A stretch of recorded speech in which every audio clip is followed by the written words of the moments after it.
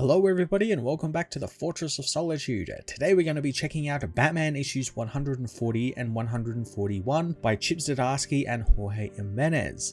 The Mind Bomb story continues and takes a few twists and turns as Batman is overcome by Zur-En-Arrh again as he hunts the Joker, turning Bruce's encounter with the villain into a hunt as Zur vows to finally do something Batman couldn't: kill the Joker. As Zur hunts down the villain, Bruce has to contend with the other Zur-En-Arrhs brought back from the multiverse in his own head. Zdarsky is sure to state that, like Red Mask running through the multiverse is what gives birth to the Joker, Batman running through it also implants Zur and all of these other Batmen who didn't have him. I'm not really too sure how to feel about this, as it's kind of a pretty hokey concept, but in the grand scheme of things it plays into the idea of the Batman Joker duality, you know, one can't exist without the other sort of thing, so I kind of like where they're going with that. The point I don't like about it is that it's a multiverse story. Everything these days somehow has to be a multiverse story or become a multiverse story, and I feel like you could have done this story without that aspect of it, and Zdarsky was at the beginning doing that, and it felt like maybe the multiverse stuff was being forced in. The stuff he did before with Red Mask was great, but again it feels like something that maybe wasn't in his original pitch for this story, which really feels like it was meant to be a more character focused, down to earth, realistic, grounded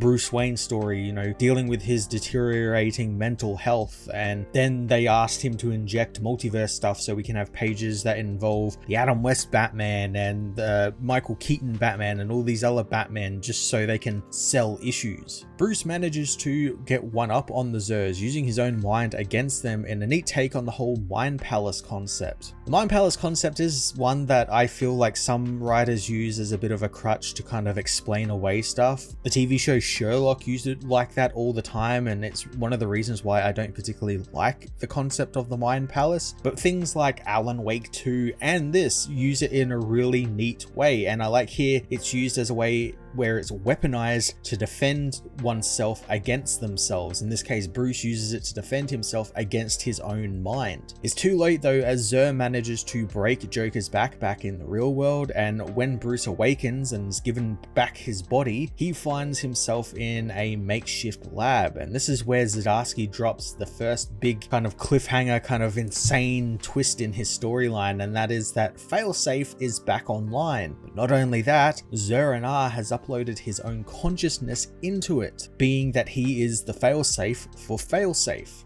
This is such a cool idea, to have Bruce's most dangerous part be given physical form in one of his own creations. Of course, Zur wants to kill Batman and take his place in the world and do what Bruce can't do by taking control of the world and taking control of Gotham and the Bat family, more or less. And it leads to a really awesome issue filled with Zur hunting an unarmed Batman through the snowy Gotham woods. This is the type of Batman story I love. He's just a guy, he can be hurt, he is hurt, and his fancy gadgets and support aren't there to cushion him and make him be victorious with some really crappy Deus Ex Machina in the third act. It's even more interesting as Bruce is fighting a part of himself that he made himself forget about, because as you remember, he didn't remember that he had Zur in his head, and it was only until recently did he remember that that actually exists. So he's fighting something of an unknown to him, which is always really fun when Batman has to deal with something he isn't really too familiar with and can't just, you know,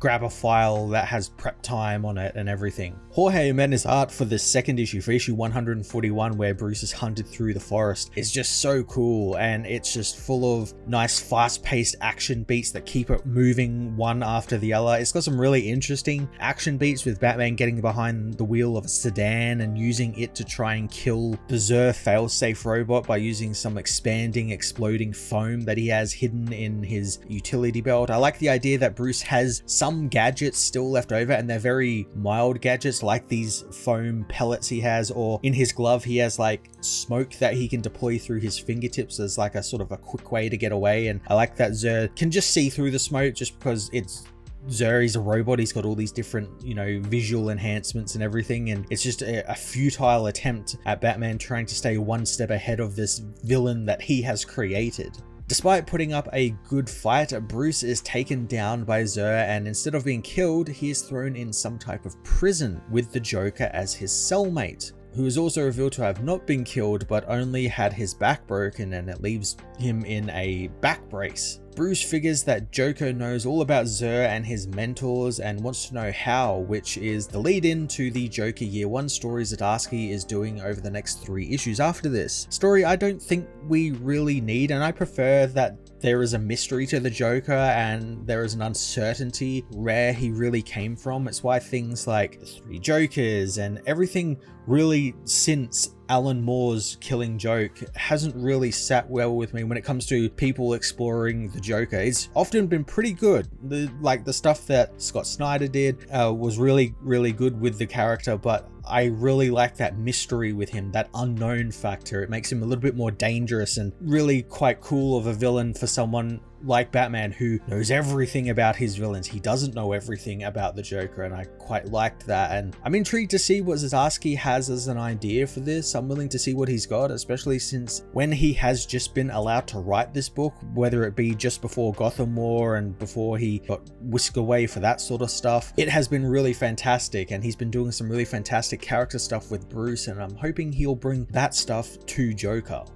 Chip Zdarsky delivered 2 really strong action-packed Batman issues before we head into Joker Year 1. The focus on Bruce's literal internal struggle with the multiversal Xurs was cool, but Zdarsky really shines when writing a Batman who is out of his depth and stripped of all his gadgets and support. I'm a little upset that we have to stop the Mind Bomb story here, but at least the story we are cutting to is tied into it, and I'm intrigued to see what he has in store for us and for the Joker. I'm going to give both these issues an 8 out of 10.